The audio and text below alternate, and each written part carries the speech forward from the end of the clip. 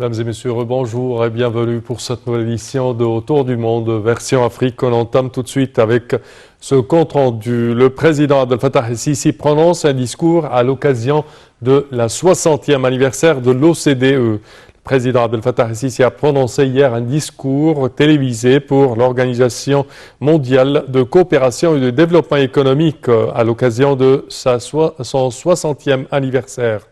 Le porte-parole de la présidence, l'ambassadeur Bassam Radi, a déclaré que le président Sisi a exprimé la profonde appréciation de l'Égypte pour le rôle de premier plan que l'organisation joue au niveau bilatéral avec l'Égypte, ainsi que pour ses contributions à la formulation de politiques économiques et de développement au niveau international afin de réaliser le slogan convenu par ses États membres, à savoir « de meilleures politiques pour une meilleure vie ». Voyons ensemble ce compte rendu.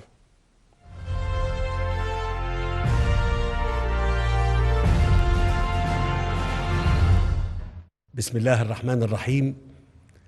السيد أنخيل جوريا السكرتير العام لمنظمة التعاون الاقتصادي والتنمية.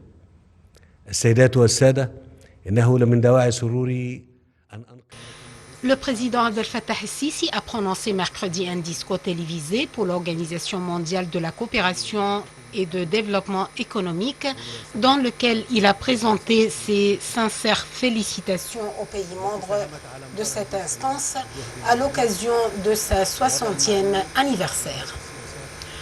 Le président el-Sisi a indiqué que l'année 2020 était pleine de défis et de répercussions négatives engendré par la pandémie de Covid-19, ce qui a rendu le monde tout à fait différent d'avant.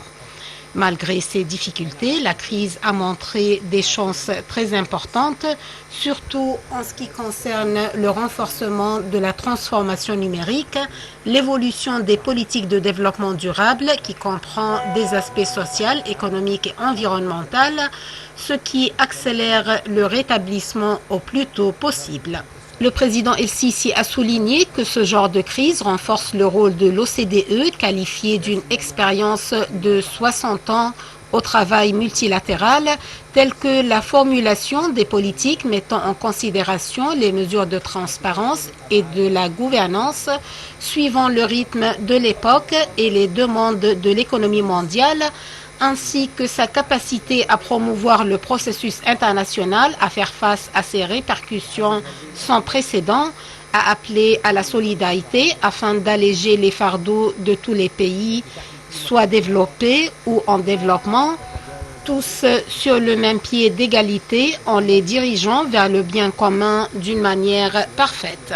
Le président el-Sisi a ajouté que de fortes relations unissent l'Égypte et l'OCDE, où la première participe à plusieurs de ces comités en tant que premier pays arabe et africain à être membre à part entière au centre de développement de l'OCDE depuis 2008. Cette coopération a témoigné une nouvelle phase en 2019 lors de l'adhésion de l'Égypte au mécanisme des programmes de pays.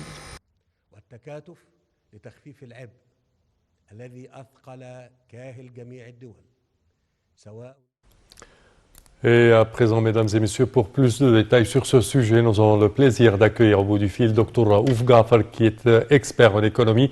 Bonjour, Dr Raouf. Bonjour. Alors, comment voyez-vous le rôle joué par l'OCDE et certainement la coopération entre l'OCDE et l'Égypte? Vous avez parlé d'une organisation qui existe depuis 60 ans. Oui. L'Égypte est le premier pays, disons, africain à être un membre complet depuis à peu près 12 ans. Mais en tous les cas, le OCDE a été toujours prêt, c'est-à-dire il nous a donné tous les coups de main que nous avions besoin dans toutes les circonstances, c'est-à-dire durant le Covid, avant le Covid, etc. Il était toujours prêt à nous aider et à nous disons, voilà, comme je dis, donner le coup de main nécessaire pour nous donner une poussée dans l'économie. Et alors, c'est pour ça que le président, Oui. dans son discours, justement, il a dit il a salué certainement l'organisation et tous ses souhaits à propos du 60e anniversaire, mais il a bien exprimé que l'Égypte était très reconnaissante à l'aide que cette organisation a donnée, Oui. et qu'il espérait que ça va continuer, surtout que nous confrontons beaucoup de défis maintenant et peut-être dans le futur très proche. Parfait, Dr Avouga, nous tenons à vous remercier de vos explications. Merci à vous. Et nous enchaînons, chers téléspectateurs, avec cette information. La Banque africaine du développement, la BAD, a décerné un prix au président Abdel Fattah el-Sisi en reconnaissance à ses réalisations considérables dans le secteur des routes, des autoroutes et de transport lors de son mandat. Le directeur de la division des partenariats pour l'infrastructure à la BAD, Mike Salaou, a remis ce prix au nom du président de la banque à l'ambassadeur égyptien en Côte d'Ivoire, Wael Badawi, au siège de l'ambassade à Abidjan. M. Salaou a salué les énormes projets réalisés par l'Égypte au cours des dernières années, ainsi que les liens étroits de coopération entre le Caire et la banque, qualifiant l'Égypte de partenaire fondamental de l'institution financière. Et le président Abdel Fattah el-Sisi a félicité son homologue ougandais, Yoweri Museveni, pour avoir remporté un nouveau mandat aux élections présidentielles. Le président el-Sisi a adressé ses félicitations au président ougandais, déclarant, je cite, « J'ai le grand plaisir d'adresser à votre Excellence mes félicitations les plus sincères et mes meilleurs vœux à l'occasion de votre réélection à la présidence de la République de l'Ouganda. Je suis convaincu que votre accession à un nouveau mandat vous donnera l'occasion de poursuivre le chemin du don et des réalisations au service de votre peuple fraternel. Je voudrais également exprimer mon appréciation et mon inspiration à coopérer et ensemble dans les années à venir pour ouvrir de nouveaux horizons afin de renforcer nos relations bilatérales et réaliser les espoirs et les aspirations de nos deux peuples frères. Monsieur le Président et chers frères, je vous souhaite plein succès et que le peuple frère d'Ouganda aura plus de développement, de progrès et de prospérité. » Fin de citation. Et le ministre des Affaires étrangères, Sameh Shoukry, a examiné hier avec le secrétaire général de la zone de libre-échange continentale africaine, ZLECAf, Wamkele Mene, les moyens de faire réussir la zone et le soutien de l'Égypte au secrétariat de la ZLECAf. M. Mene a effectué une visite au Caire en concomitance avec le début de l'application de cet accord en janvier courant, surtout que l'Égypte avait joué un rôle efficace dans la conclusion de l'accord lors de sa présidence de l'Union africaine et était parmi les premiers pays l'ayant ratifié, partant de sa conviction de l'importance de la complémentarité africaine escomptée.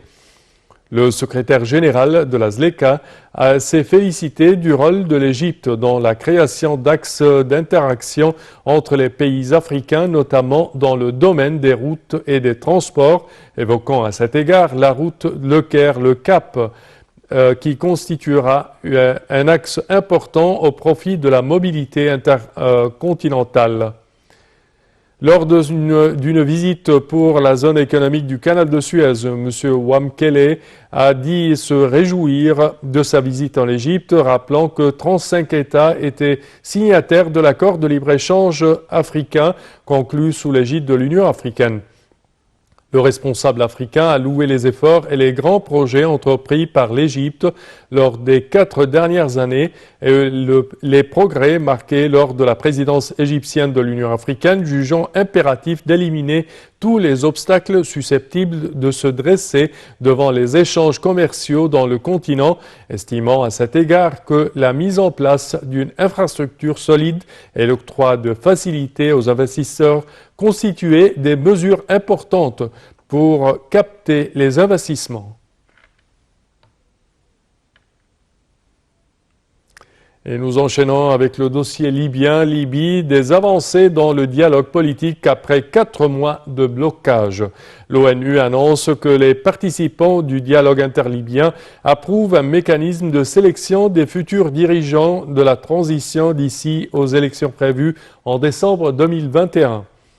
Prévu lundi, le vote du mécanisme de sélection de l'autorité libyenne unifiée s'est prolongé mardi et acquis une majorité de 70% des voix des membres du Forum politique libyen.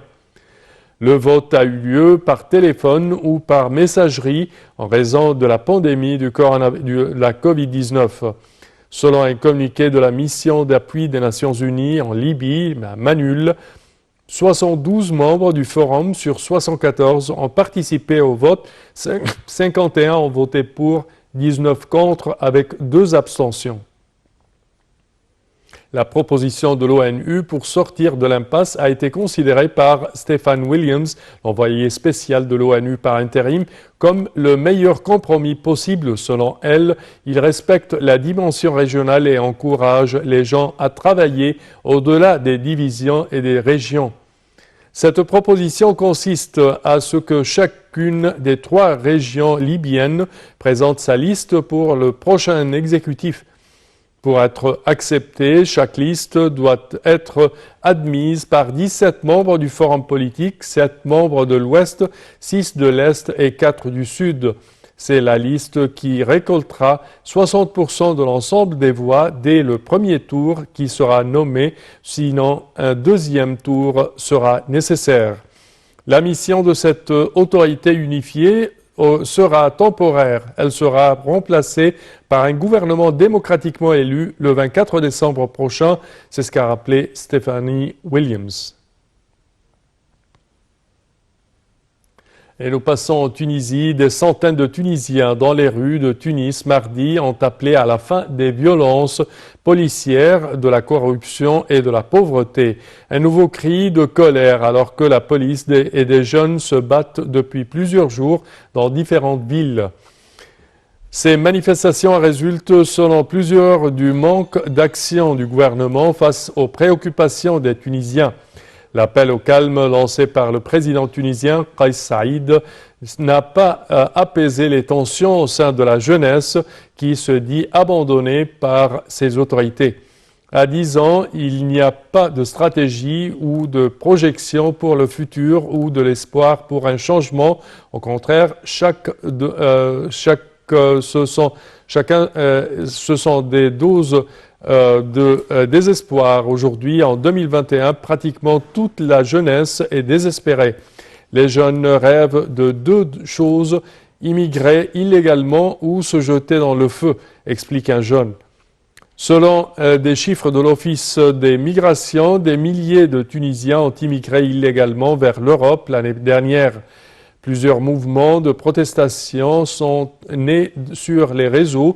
Ils envisagent d'intensifier leurs actions jusqu'à la chute du pouvoir et malgré le couvre-feu en vigueur dans le pays pour freiner la propagation du coronavirus.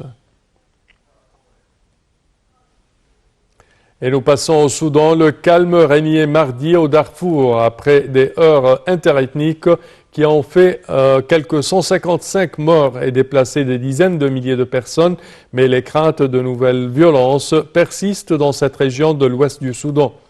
Le gouvernement de transition à Khartoum a envoyé des troupes dans la région où ces violences ont éclaté un peu plus de 2 semaines après la fin de la mission de paix conjointe de l'ONU et de l'Union africaine MINUAD.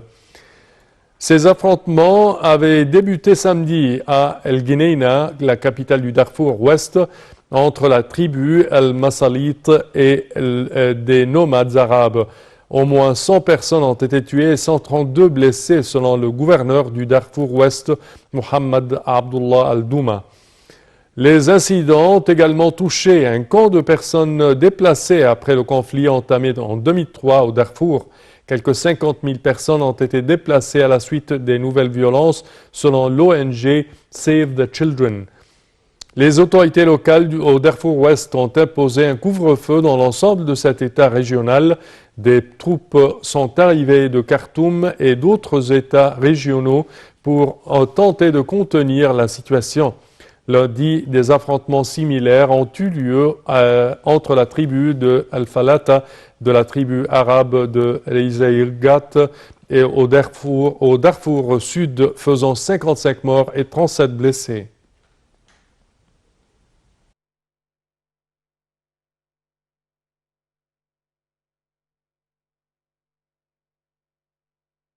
Et à présent, mesdames et messieurs, il est temps pour jeter un petit regard sur le monde.